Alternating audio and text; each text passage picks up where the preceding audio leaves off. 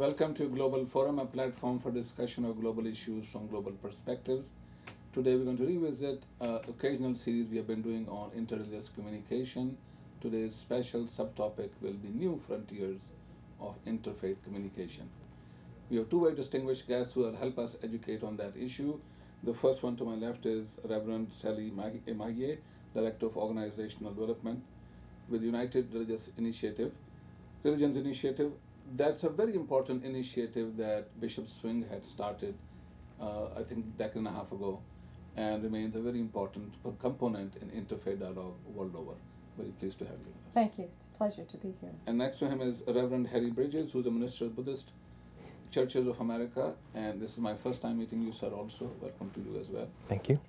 Now let me start, either of you or both of you, why do you engage in interfaith dialogue? What's the purpose? What is your philosophical take on interfaith dialogue? Well, I think interfaith dialogue is really the root of what's needed to create a new fabric of cooperation, of relationship among people who, before this time in history, hadn't had the opportunity to get to know each other through communication, through conversation. So the purpose of interfaith dialogue, in my experience, is to provide a fresh fabric of relationships all over the world, and from those relationships to promote positive social change. Madam Maya, before I go to my other colleague, let me just ask you a follow-up question. Just for devil's advocate, your critics will argue two things. Number one, religion itself has been a source of conflict all through human history. And second is not that people don't know each other. Those who are interlocked in these religious conflicts know each other very well, and they can't stand each other because of what they know of each other. How would you respond to that?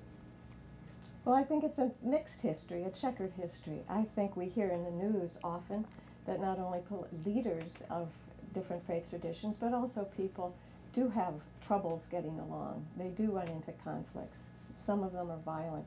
But I think equally, you have a very long history in the Middle East as well as in South Asia and other places of the world where people in villages, in towns, in cities, they've been neighbors, they've actually gotten along very well trying to handle the practical issues of their life.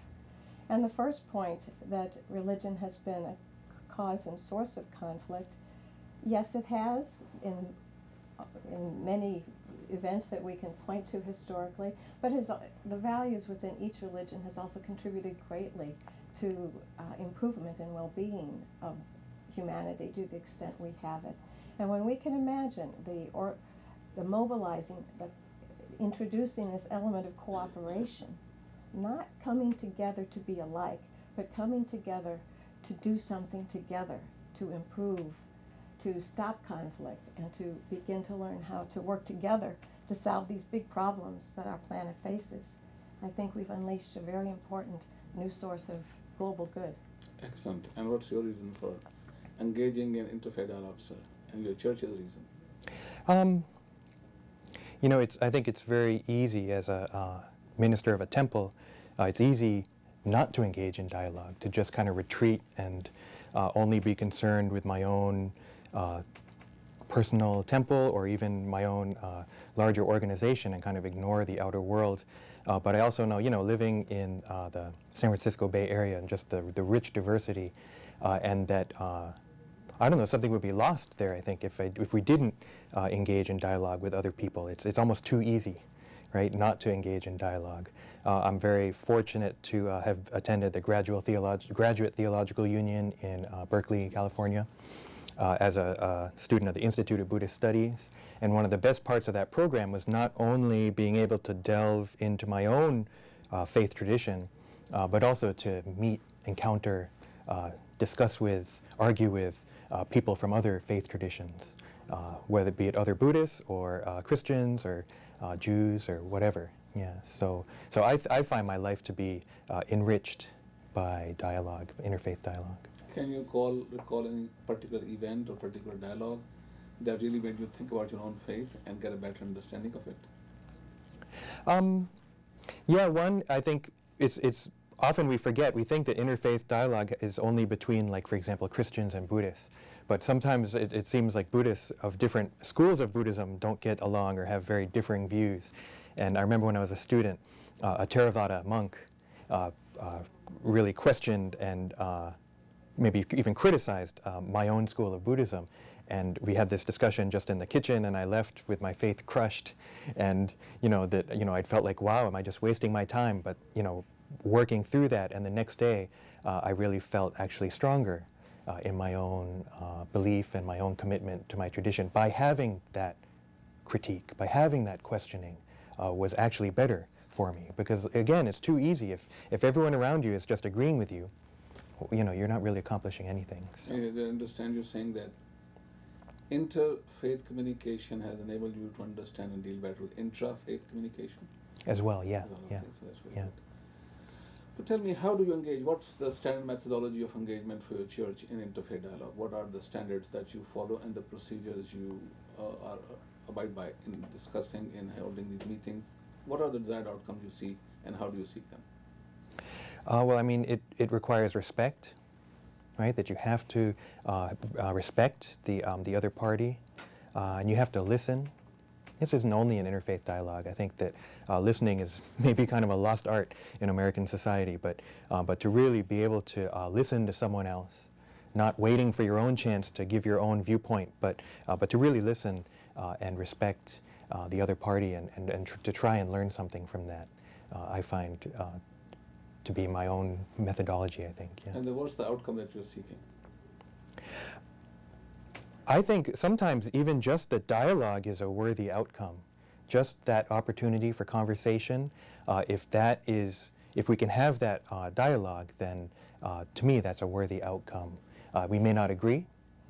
We may come apart, leave not agreeing with the other person, but to me that's fine. I think that the fact that we had that face-to-face encounter, the fact that we were able to discuss things, and maybe I was able to ask questions of myself and learn something more about myself, I think to me is a good outcome. So if nothing is resolved, nothing is gained, it is still meaningful for you because it's reassuring of each other's humanity. What is the gratification that you seek out of a failed conversation or a failed negotiation? Why is it still with redeeming features? I don't know if I've had that many failed. No, I've had failed conversations, I guess. But I think, I guess I have a bit of a cynical streak, and I know that not everyone will agree. There's not going to be some point in the future when everyone agrees on everything. And so shooting for agreement, I think, isn't necessarily going a worthy goal.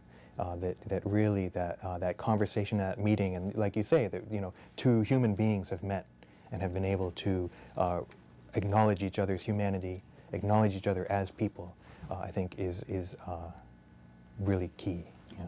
Very good. And how about you? What is the goal that you seek in your interfaith dialogue?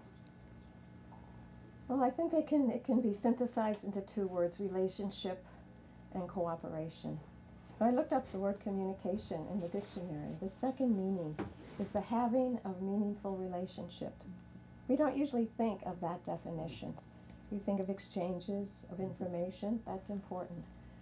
But again, in United Religions Initiative, we were gifted early on, as we were just developing the idea to have such an organization, in a process that we've used to actually begin these conversations, these dialogues among people who heretofore had never sat down and spoken together. And it was a process that's called appreciative inquiry. And we use that successfully year after year, small groups and big groups.